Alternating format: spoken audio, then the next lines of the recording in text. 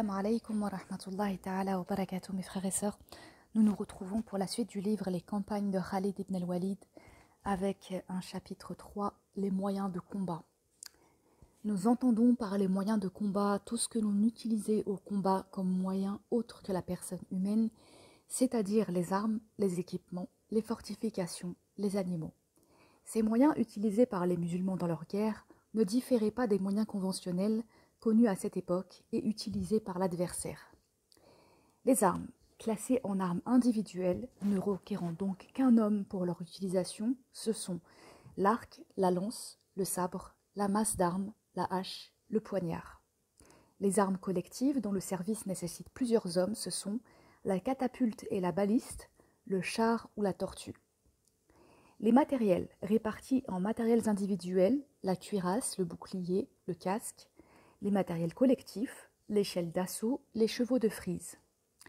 Les ouvrages de fortification qui comprennent la tranchée, de siège ou de défense, les forteresses et les remparts, les cantonnements et les marches, les animaux, le cheval, le chameau.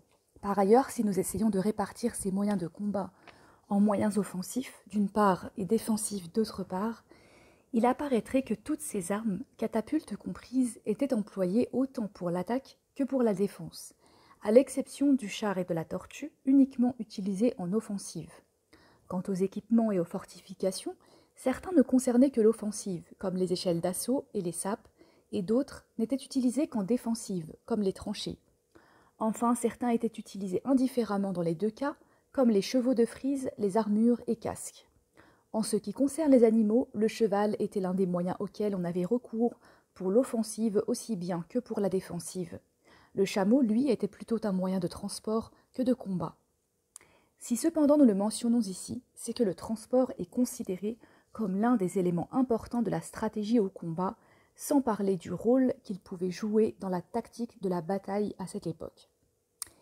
Les armes individuelles, l'arc, al-qaws, nom féminin, parfois masculin en arabe, l'arc est un instrument semi-circulaire à l'aide duquel on tire ou encore le bois d'un arbre dur des montagnes dont on fait ployer les extrémités pour y attacher une corde faite de cuir ou de tendons prélevés du cou du chameau. Cet arc ressemble d'une certaine manière à celui du bourrelier de cette époque. Sa flèche est appelée sam, nabl ou nashab, trois appellations pour un même objet. Les flèches sont stockées dans un carcan appelé kinana, ju'ba ou jafir. Les utilisateurs de cette arme sont nommés rumat. L'arc est d'origine persane. Les Persans, bien plus habiles que les Arabes dans ce domaine, excellèrent dans son utilisation. C'est pourquoi le prophète, sallallahu alayhi wa sallam, engageait sans cesse les musulmans à tirer à l'arc jusqu'à la perfection en déclarant « Avec une seule flèche, Allah fait entrer 3 personnes au paradis, celle qui l'a confectionnée, en récompense de son excellent travail, le tireur et celle qui l'a procuré. Alors tirez à l'arc et montez à cheval, mais je préfère encore que vous tiriez plutôt que vous ne montiez. » De même, il expliquait le verset suivant, « Et préparez-leur tout ce que vous pouvez comme force. » En précisant à 3 reprises successives, il n'y a pas de force supérieure à celle de l'archer. Les Arabes passèrent ainsi maîtres dans l'art du tir à l'arc au cours des guerres qu'ils livrèrent contre les Persans et les Byzantins, et surpassèrent leurs ennemis. Leur habileté était telle que l'on prétend que si l'un d'entre eux désirait atteindre l'œil d'une gazelle, il y parvenait. C'est pourquoi on appelait les plus habiles d'entre eux tireurs de pupilles. À présent, nous allons voir les parties de l'arc. Al-Badan, c'est le corps de l'arc ou sa structure. Al-Kabid est l'endroit au milieu de l'arc par lequel passe la flèche. Al-Maqbid est l'emplacement de la main gauche tout de suite en dessous du kabid. On le nomme aussi Al-Ajz. As-Siyatan, ce sont les extrémités de l'arc bandé. On distingue As-Siya al-Uliya, supérieure aux mains de l'arc, et As-Siya as-Sufla, inférieure au pied de l'arc. Al-Kaban ou bras, Al-Kab al-Ulwi se situe entre As-Siya al-Uliya et le kabid. Al-Kab al-Sufli se situe entre le Maqbid et As-Siya as-Sufla. Al-Watar ou corde, Al-Furdatan sont les encoches de la corde, les emplacements où l'on lie la corde. Az-Zifran sont les parties restantes entre l'extrémité de chaque silla et le fourda correspondant. Al-hamala, elle ressemble à la bretelle du fusil ou du sabre.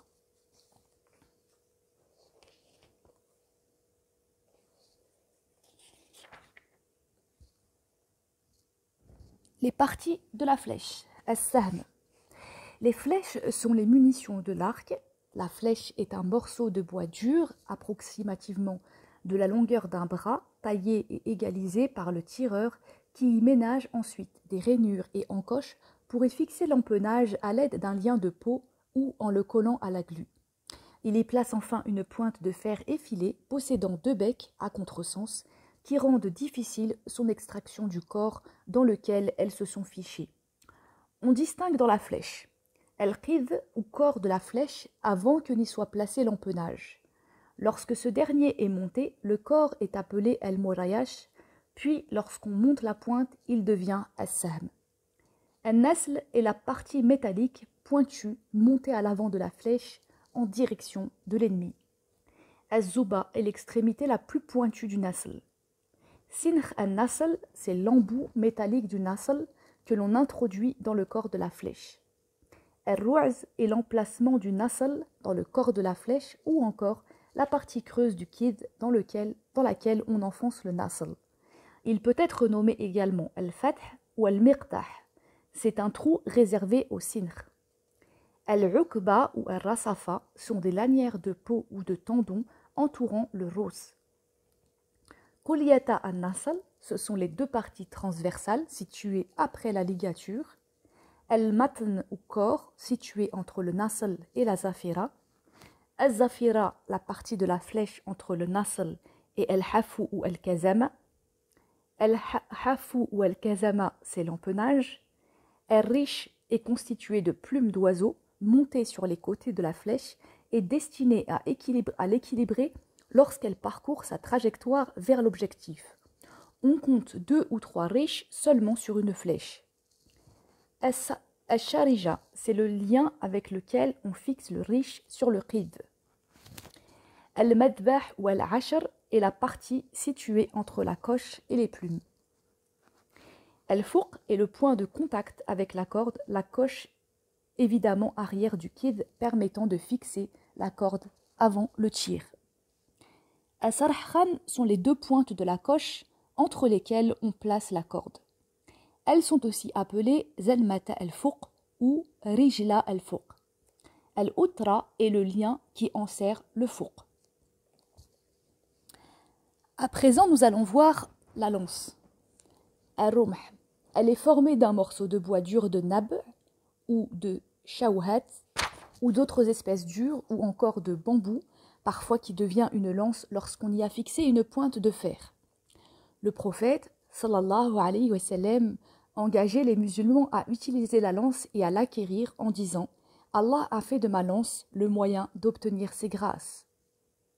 Le nom que l'on donne à la lance varie suivant sa longueur. Lorsqu'elle est courte et mesure moins de 4 bras, on l'appelle al-naïzak, al-harba, al-anza, al-mizraqa ou al-mutarit, qui sont des noms différents pour une même chose. Si elle est longue, entre 4 et 10 bras, elle s'appelle al-mutarih, mais encore son nom varie suivant sa longueur exacte. Dans le al-bayan ou al-tabyin d'al-jahiz, ces différentes classes sont nommées al-marboua, 4 bras, al-mahmous, 5 bras, puis al-tam. Si la longueur de la lance dépasse 10 bras, on l'appelle al-khatl, comme elle tremble dans les mains de son propriétaire du fait de sa longueur. Les Arabes connaissaient les lances en bois plein et en bois creux. Ils préféraient cependant les premières aux secondes, les enduisant de graisse afin qu'elles demeurent flexibles et fixant à leur extrémité 1 ou 2 pointes pour frapper, l'une droite et l'autre recourbée pour percer les remparts. Ils classaient les lances suivant leur origine. On connaissait ainsi la lance Samhari en référence à un homme connu pour rectifier les lances et dont le nom était Samhar. La lance Zaïbiya en référence à Zaïb. La lance Yazaniya en référence à Douyazen. La lance Rudainiya en référence à une femme nommée Rudaina qui vendait des lances. La lance indienne, venue d'Inde. La lance Khati qui fait allusion à Khat, la région du Bahreïn à laquelle on attribue cette lance. Toutes ces lances pouvaient être creuses comme celles que les Arabes amenaient d'Inde ou fabriquées à partir de bois creux, ainsi que nous l'avons déjà indiqué, ou bien pleines comme celles que les Arabes fabriquaient eux-mêmes. Les parties de la lance. El-Qanat, ou corps de la lance, avant que l'on y fixe la pointe. El-Matn, le milieu de la lance. El-Ka'b, pluriel de Kou'oub. En pluriel, c'est Kou'oub. Il s'agit du nœud situé sur la hampe et que l'on égalise jusqu'à ce qu'il soit lisse. Ibn Sida le définit comme étant la partie du bois entre deux nœuds ou encore le nœud situé entre deux parties lisses de hampe en bois ou en roseau. Az-Zouj, le bout ferré de l'extrémité arrière de la hampe qui aide à ficher la lance dans le sol et permet de frapper si besoin est. As-Sinan, pointe de la lance ou partie avec laquelle on frappe. C'est un morceau de fer monté à l'avant de la hampe et qui peut revêtir des formes différentes. Certaines sont dentées des deux côtés, d'autres se composent de deux pointes, la première droite et la seconde recourbée.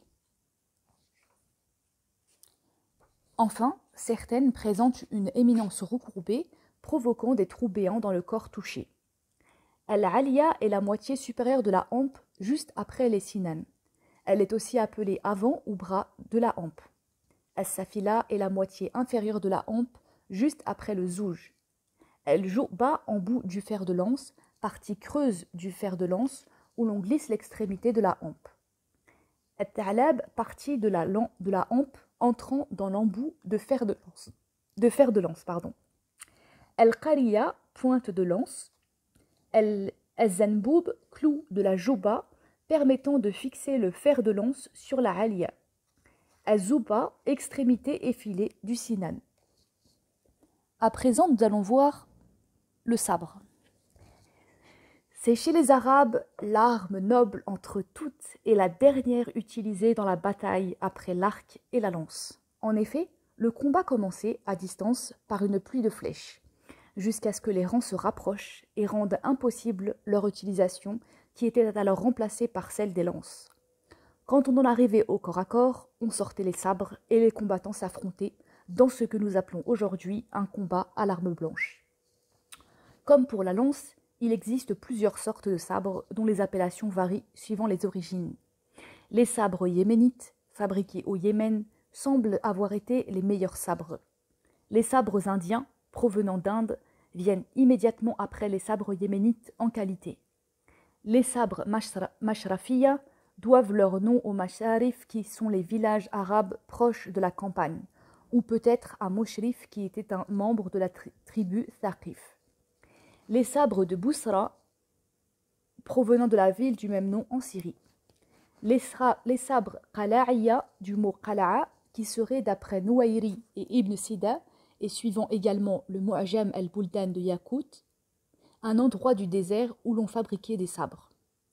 Les sabres Sulaymaniya peuvent être ainsi nommés à cause de l'arsenic, Sulaymani en arabe, dans lequel on trempait ce genre de sabre afin d'augmenter leur rigidité et leur tranchant.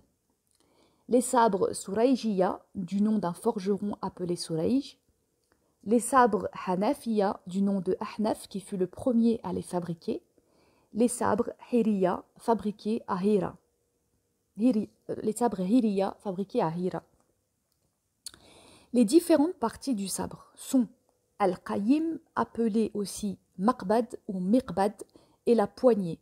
Nouairi la nomme An-Nisab. Quant à Ibn Sida, il l'appelle en reprenant Asma'i Ar-Riyas.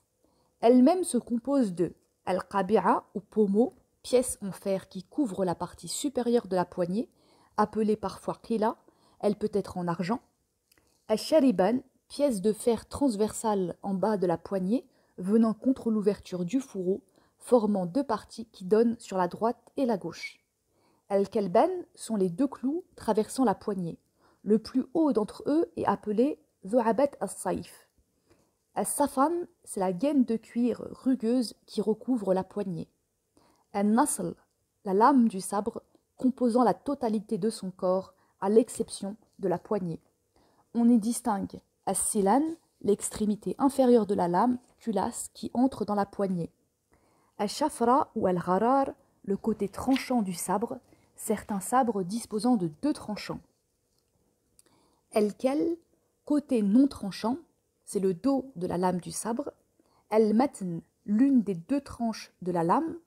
El-madrab, partie de la lame avec laquelle on frappe, portion de son extrémité d'après Nouairi. El-zuba, la pointe de la lame effilée et affûtée. Nouairi l'appelle el-dubab.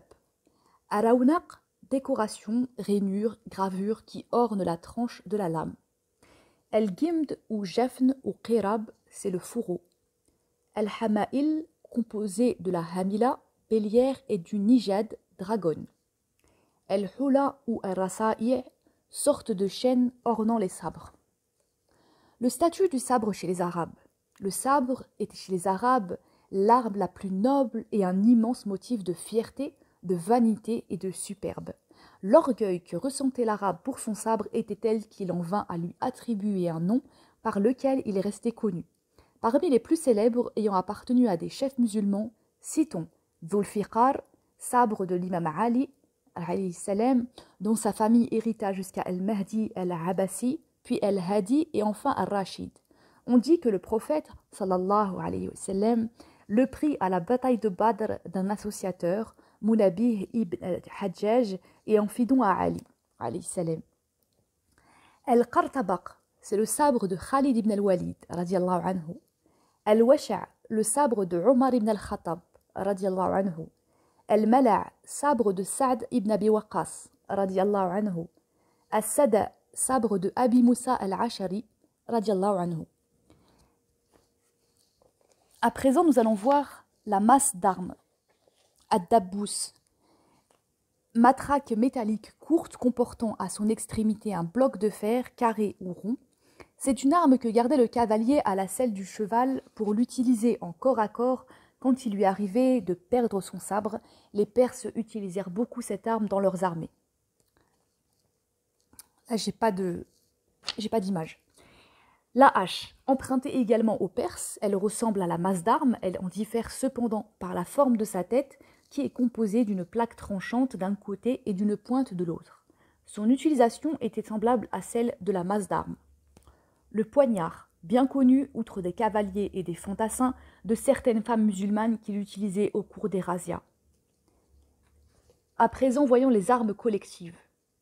Les manjaniq, catapultes, et les harad, les balistes. Pour ce qui concerne la catapulte, c'est une machine permettant le jet de pierre, généralement féminin en arabe. Ce nom, qui est d'origine persane, peut être employé au masculin, manjanik, et signifie « comme je suis efficace ». Son pluriel est manjaniqat ou manjanik. Elle est utilisée pour détruire les remparts à l'aide de grosses pierres pour projeter des lances sur les ennemis ou bien encore pour incendier les positions des ennemis avec du naphte ou une matière analogue. La baliste est plus petite que la catapulte et lance des pierres à des distances plus importantes ou comme une petite catapulte employée pour projeter de grosses flèches d'un seul coup à des distances et sur des objectifs éloignés que les arcs ordinaires ne peuvent pas atteindre. Les armes contemporaines qui s'apparentent le mieux à la catapulte et la baliste sont le canon pour la première et la mitrailleuse pour la seconde. Aoun décrit la catapulte primitive ainsi. Elle fut d'abord construite sous la forme d'une base de poids épaisse, carrée ou rectangulaire, au centre de laquelle s'élevait un fort pilier de bois soutenant le bras mobile de la catapulte, semblable à celui du chadouf. Le chadouf, c'est un appareil à bascule qui servait à tirer l'eau d'un puits en Égypte. Un quart du bras penché vers le bas et une caisse en bois remplie de plomb, de pierre, de fer ou de matières assimilées y étaient suspendus. Le volume de cette caisse variait d'une catapulte à l'autre. Le bras, sur les 3/4 de sa longueur, était orienté vers le haut et, à cette extrémité relevée, on suspendait un solide filet contenant les pierres destinées à être projetées. Pour lancer, des hommes rapprochaient du sol la partie élevée, soulevant ainsi le contrepoids constitué de la caisse remplie de plomb, de pierre ou de fer. Puis, ils lâchaient d'un seul coup le bras. Le contrepoids revenait à sa position et le panier s'élevait, projetant les pierres qu'il contenait vers l'objectif déterminé.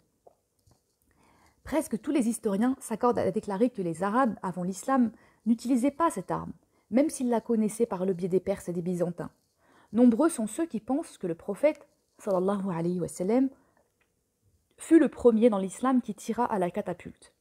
Il en dressa une à Khaybar dans l'intention de terroriser les Juifs. Cependant, aucun historien ne mentionne qu'il l'ait utilisé contre eux à ce moment-là.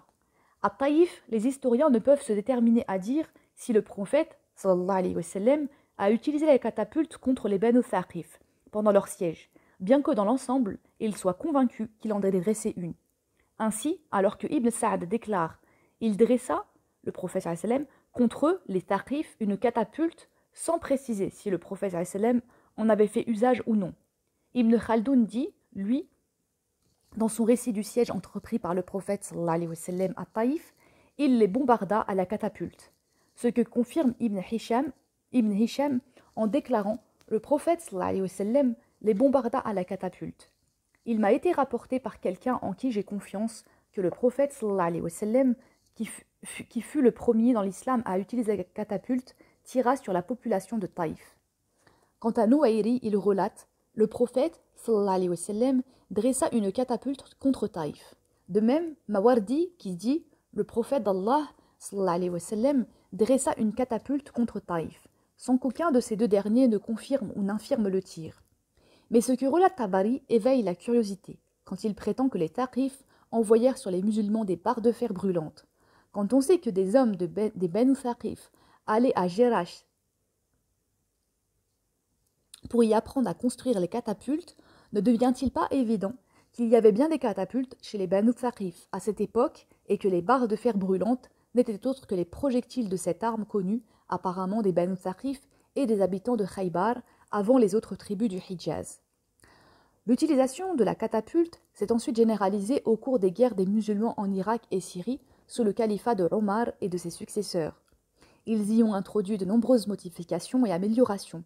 Tabari rapporte que les musulmans avaient dressé 20 catapultes à l'occasion du siège de la ville de Baharsir,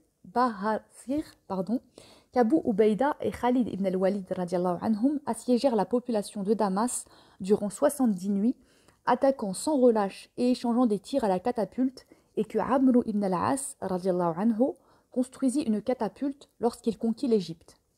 Beaucoup d'historiens attribuent l'invention de la catapulte aux Perses et pensent que c'est Salman al-Farisi qui conseilla au prophète sallallahu alayhi wa sallam de l'employer au siège de Taïf.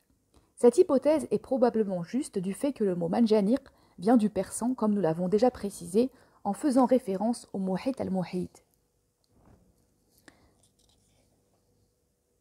Mais cela ne signifie pas que les Byzantins ne la connaissaient pas. En effet, Jerash faisait partie de la province de Damas et les Banu Thaqif s'y rendaient pour apprendre des mains de ses artisans l'art de la construction des catapultes. Il semble donc évident que l'utilisation de la catapulte et même sa fabrication n'était pas réservée aux Perses. Ce qui nous paraît à peu près certain, c'est que les Juifs des tribus arabes ainsi que les habitants de Khaybar et les Thaqif eux-mêmes furent parmi les premiers à connaître la catapulte. Le char ou la tortue. Le dictionnaire Muhit définit ainsi le char. Engin utilisé à la guerre que l'on pousse au pied du bastion pour le saper tout en restant à l'intérieur de l'engin. La tortue est définie comme suit. Armature en bois recouverte de cuir, à l'intérieur de laquelle se trouvent des hommes qui progressent vers les bastions en vue du combat. Le Muhit al-Muhit leur donne une définition similaire. Le char, à cette époque, était donc une sorte d'habitacle en bois, ressemblant à une tour carrée, couverte d'un toit, mais sans plancher, se déplaçant sur roues sous la poussée d'hommes qui, au combat, le dirigeaient vers les remparts ennemis pour y pratiquer une brèche ou les saper en travaillant à partir d'ouvertures pratiquées dans l'engin ou grâce à un bélier installé spécialement à cet effet dans la paroi de cette caisse en bois mobile. Ce char les protégeait des tirs de l'ennemi pendant leurs attaques. Cependant, si ce dernier versait sur eux du haut des remparts du métal fondu ou quelque chose de semblable, le char prenait feu avec ceux qui étaient à l'intérieur. Sans aucun doute, le premier ennemi du char était la catapulte, en raison des projectiles enflammés qu'elle lui envoyait. Les Arabes connaissaient cette arme à l'époque du prophète sallallahu alayhi wa sallam. Il semble que Khaybar, le jour de son siège, stockait des catapultes, des chars, des armures et des sabres dans un magasin souterrain qui aurait été signalé au prophète sallallahu alayhi wa sallam par un juif capturé pendant le siège. Nous savons par ailleurs que le prophète sallallahu alayhi wa sallam a utilisé ces mêmes armes durant le siège des Banu Thaqif à Taïf. Tabari rapporte à ce sujet quelques-uns des compagnons du prophète sallallahu alayhi wa sallam se mirent sous un char puis s'avancèrent vers le mur de Taïf. Alors, les Banu Thaqif leur envoyèrent des projectiles de fer brûlant. Ils furent contraints à sortir du char et les Banu Thaqif leur jetèrent des lances. Par la suite, les musulmans améliorèrent progressivement le char. Ils couvrirent le bois de cuir imbibé de vinaigre afin qu'il ne s'enflamme pas. L'habitacle prit la forme d'une volumineuse construction, se déplaçant sur des roues plus nombreuses et plus grosses, se terminant par une sorte de tour qui s'élevait à la hauteur des remparts attaqués. Des échelles étaient fixées à l'intérieur et se terminaient par un promontoire en vis-à-vis des parapets. Les hommes escaladaient ainsi les murailles et en délogeaient les lanciers. Le volume du char augmenta régulièrement, nécessitant 6 roues ou plus et contenant jusqu'à 10 hommes. Au IIe siècle de l'Hégire, les Arabes se mirent à spécialiser le char et en firent un matériel destiné à saper les murailles et appelé tête de bélier. De tout temps, le char fut à la catapulte ce que le char d'aujourd'hui est au canon. Quant à la tortue, elle est un char en elle-même, ou du moins une sorte de char, puisque rien ne la différencie du char au niveau de la fabrication et du fonctionnement. Les équipements. Les équipements individuels. Ad-dir, l'armure. Nom masculin en arabe, parfois utilisé au féminin. Sorte de cotte de fine maille métallique. Il peut s'agir de cotte de fer, de cuivre ou d'acier. Les Arabes connaissaient tous les genres d'armure comme as-sabira, armure couvrant tout le tronc et possédant de longues manches et une jupe descendant jusqu'à mi-jambe. Al-batra, petite armure sans manches et qui ne dépasse pas les genoux, également nommée al-shalil. El-rilala, vêtement porté sous l'armure, il peut s'agir d'une petite armure portée sous la plus grosse. Al-daïla, sorte de longue basque. Al-mufrada, cotte réalisée avec des mailles simples. Al-muda'afa, cotte réalisée en double maille et appelée aussi al-maoudouna. Les différentes parties de l'armure peuvent être az-zarad, pluriel en zouroud, formé des mailles, il est fabriqué par le zarad. El-mirfar, couvre-chef en maille métallique porté sous la calotte. El-rafraf, cotte fixée à un support ayant les dimensions de la tête ou du casque et qui protège le dos de son porteur. Al-ray', manche recouvrant les gantelets. El-jiriban ou juruban, sorte de poche de l'armure. El-ghala'il, rivet unissant les mailles. El-qatir ou hirba, tête du rivet ou rivet lui-même. El-dakharis, ou emporter son dos. Si les Arabes étaient fiers des différentes armures qu'ils portaient, leurs héros étaient encore plus fiers, à l'instar de l'imam Ali, alayhi salam, de ne pas en revêtir au combat ou de ne pas les exhiber. En fonction des protections portées, on attribuait aux combattants les noms suivants. Ad-dari', c'est-à-dire celui qui porte une armure. El-kafir, c'est-à-dire celui qui porte au-dessus de son armure un autre vêtement. El-musbir, portait as-savira, et El-hasir refusait courageusement de porter une armure. L'imam Ali, alayhi salam, ordonnait qu'au combat, le dari' précède le hasir. Placer le dari' à l'avant et le hasir à l'arrière. Enfin, l'armure pouvait comporter des jambières, des manches et des chaussures métalliques. Al-turs ou mijan, le bouclier. Nommé également al-juna, daraka ou al-ju'fa, c'est un instrument qui permet aux combattants de se protéger des flèches, lances ou sabres ennemis. À chaque arme correspondait un bouclier particulier. Les Arabes le fabriquèrent d'abord en cuir de vache ou de chameau, sans bois, et l'appelaient daraka ou juhfa. Par la suite, ils utilisèrent du bois sur lequel ils collaient une pièce de cuir, le recouvrant entièrement. Les différents types de boucliers étaient al-musattah, qui protégeait des lances, al-mustatil, à fente, qui protégeait des flèches, couvrant la tête et le corps du cavalier, tandis que la fente aménagée en son centre lui permettait de voir et d'observer. El-muqabab, ou convexe, qui protégeait des flèches et des sabres, mais pas des lances. El-baïda, le casque. Casque en fer ou en acier, protégeant le combattant des coups de l'adversaire, sa forme ronde épouse celle de la tête. On y distingue El-qawnas, ou avant du casque, le casque portant le nom de tarka, si cette partie n'existe pas, El-hubuk ou El-tara'iq, qui sont ces cerclages, El-sabir ou cotte, qui protègent la nuque. Généralement, on portait le mirfar sous le baïda et le rafraf était fixé à l'arrière et descendait sur le dos. Le matériel collectif. L'échelle d'assaut. Échelle à barreaux de corde, se terminant par un poids ou un nœud coulant qu'on lançait vers le haut des remparts ou des parapets pour s'y accrocher. On grimpait ensuite aux remparts une fois qu'elle y était fixée. Les Arabes l'ont connue dès les premiers temps de l'islam.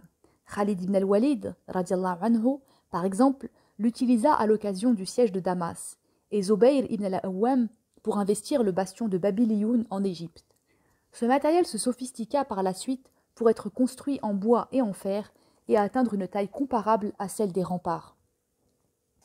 Les chevaux de frise. À l'origine, on utilisait des arbustes épineux à 3 branches, dont le plus célèbre était appelé épine de singe. Puis, on imita la forme de ces épineux pour fabriquer un matériel en bois d'abord et plus tard en fer, dont on enfonçait 2 des branches dans le sol de façon que la troisième, à la surface du sol, freinât la progression des assaillants, cavaliers ou fantassins. Les combattants disséminaient ce genre de matériel de guerre tout autour des tranchées, comme le fit le prophète sallallahu alayhi wa sallam lors du siège de Taïf. Puis on donna aux chevaux de frise la forme d'une croix en bois dont chacune des 4 branches était effilée, et on les plaçait autour des tranchées. Dans At-Tabaqat al-Kubra, Ibn Sa'd écrit « Alors il installa, le prophète sallallahu alayhi wa sallam, face à eux, les thaqif, les catapultes, et dissémina des chevaux de frise à 2 pieds autour du bastion. De même que les Arabes utilisaient ce genre de matériel à la guerre, les Perses et les Byzantins y avaient également recours dans la défense de leurs citadelles et de leurs tranchées. C'est en fait un matériel employé aussi bien en défensive qu'en offensive, et donc par l'assiégeant comme par l'assiégé. L'organisation du terrain. Al-Khanadiq, les tranchées. Le fossé ou khandaq, mot probablement d'origine persane, khandaq signifiant en persan qui est creusé, est l'un des procédés de défense qu'utilisaient depuis longtemps les Perses et les Byzantins, mais qui était cependant inconnu des Arabes jusqu'à l'époque du prophète sallallahu alayhi wa sallam. Tabari rapporte que ce serait Salman al-Farisi qui aurait conseillé au prophète sallallahu alayhi wa sallam de creuser un fossé autour de Médine pour la protéger des Qurayshites et de leurs alliés pendant la bataille des Confédérés ou du fossé, appelé ainsi à cause du fossé qui fut creusé à cette occasion. Le prophète sallallahu alayhi wa sallam fut séduit par cette idée et, laissant dans son dos le mont Salah, il ordonna à ses hommes de creuser, par groupe de 10, sur une longueur de 40 coudées. Les effectifs atteignaient au moment de la bataille 3000 hommes, et la longueur du fossé fut donc de 12 000 coudées, creusées en 20 jours. Au même titre que les brèches défensives, les Arabes connurent les brèches offensives. Très souvent, ils creusaient un fossé autour de celui de l'ennemi pour le contraindre à se rendre. Les Arabes connurent aussi les brèches humides qu'ils utilisaient à la manière byzantine. Ceux-ci creusaient un fossé autour de leur position et le remplissaient d'eau pour en interdire le franchissement à l'ennemi. Quant aux Arabes, ils le comblaient à l'endroit le plus étroit, avec des cadavres de chameaux égorgés, des sacs en peau de chameau remplis de sable, puis le franchissaient. C'est ce que fit Khalid ibn al-Walid radiallahu anhu au cours des célèbres batailles de Dhat al-Uyun, Dhat al-Uyun ou de Anbar en Irak. Tabari dit à ce propos, Khalid vint à l'endroit le plus étroit du fossé avec les chameaux affaiblis, les fit tuer et les lança dans le fossé qu'il franchit alors, les bêtes de somme faisant office de pont, puis les musulmans et les associateurs se trouvèrent face à face à l'intérieur de l'enceinte formée par le fossé. Les bastions et les remparts. Il est fort probable que les Arabes avaient appris des Juifs à construire des bastions, des tours et des remparts, ces derniers l'ayant appris auparavant des Byzantins, puis importés dans la péninsule arabique après leur exode. Il y avait dans la péninsule arabique, à ce moment, de nombreux bastions importants qui appartenaient pour la plupart aux Juifs. Quelques-uns étaient arabes, comme le bastion des 2 Juifs Qab ibn Ashraf ou celui de Abi Rafi', de Hassan ibn Thabit al-Ansari ou encore de Banu Haritha. Mais les 7 bastions de Khaybar et celui des Banu Thaqif à Taïf, tous juifs, étaient les plus célèbres comme nous l'avons déjà signalé. À l'époque du prophète, sallallahu alayhi wa sallam, les Arabes ne construisirent que des bastions rudimentaires, mais ils maîtrisèrent cette technique plus tard, en particulier au début de l'époque abbasside, à l'apogée de leur conquête lorsqu'ils édifièrent les Amsar, les postes frontières et les villes.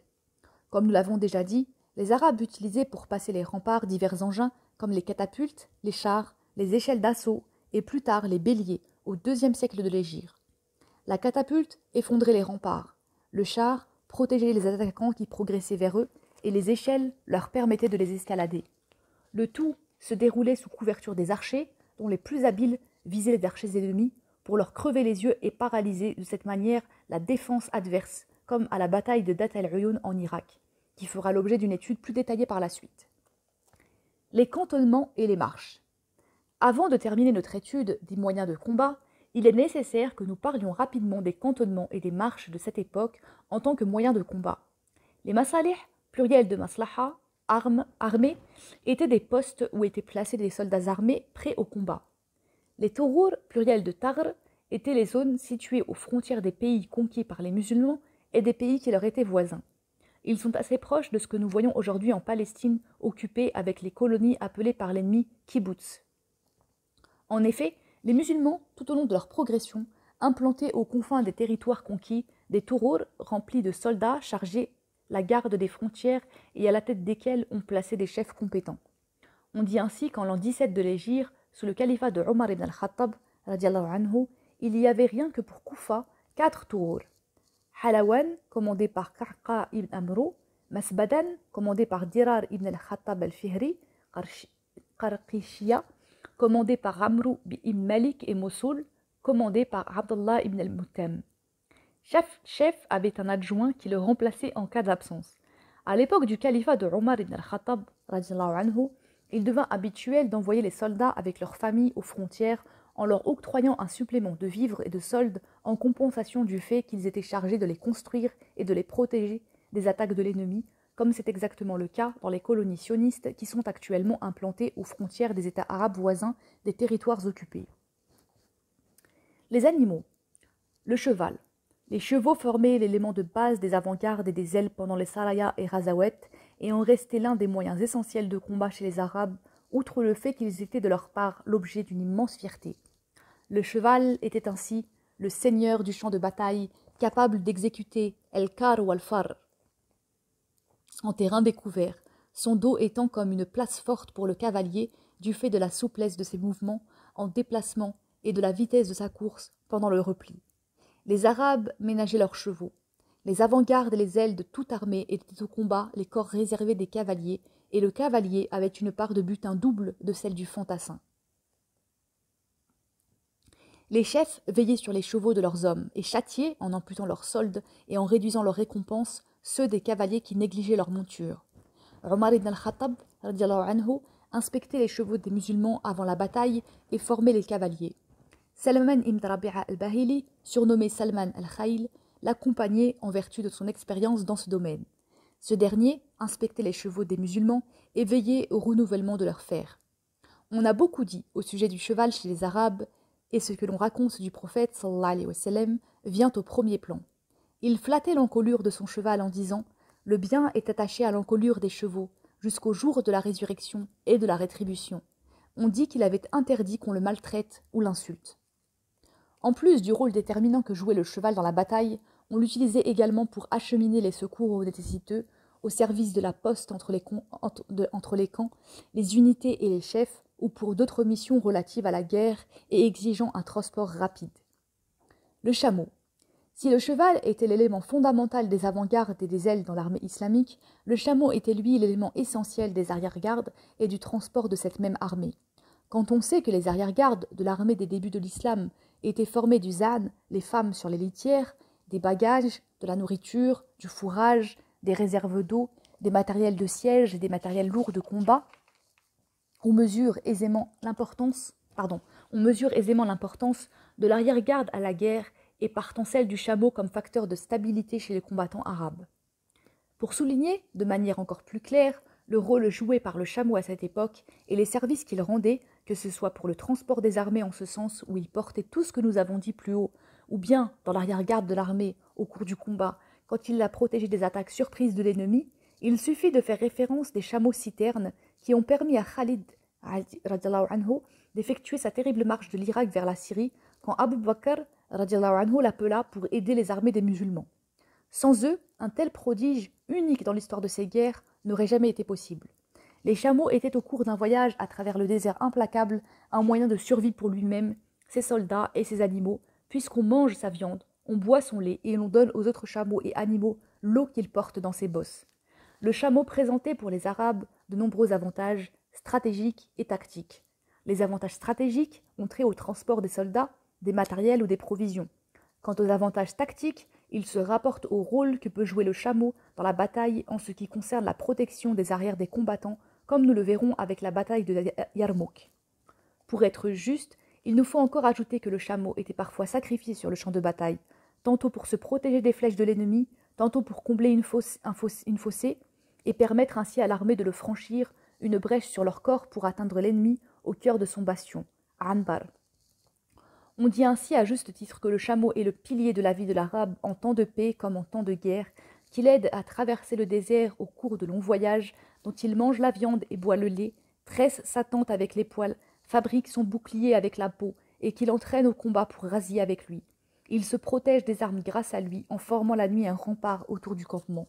Pour conclure, nous dirons que les conquêtes islamiques doivent beaucoup au cheval et au chameau. Ces animaux intrépides contribuèrent fermement à conquérir la Syrie, l'Égypte et l'Irak. En plus des services qu'ils rendaient pour le transport, ils furent un modèle et un idéal de patience. Wassalamu alaikum wa rahmatullahi ta'ala wa barakatuh.